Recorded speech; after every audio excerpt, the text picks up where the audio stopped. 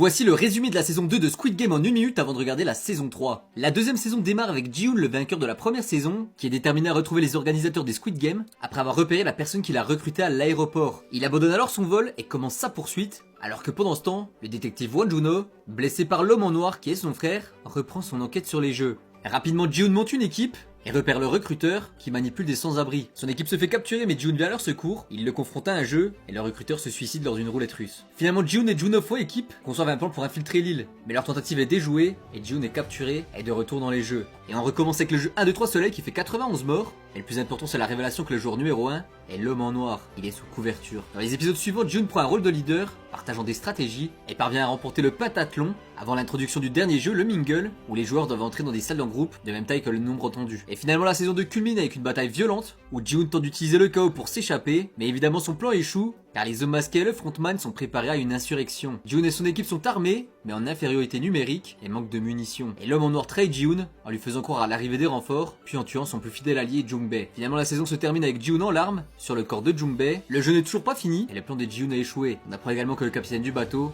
est en fait un infiltré depuis le début. N'hésite pas à ajouter des détails importants dans les commentaires que j'ai pu oublier et n'oublie pas de t'abonner.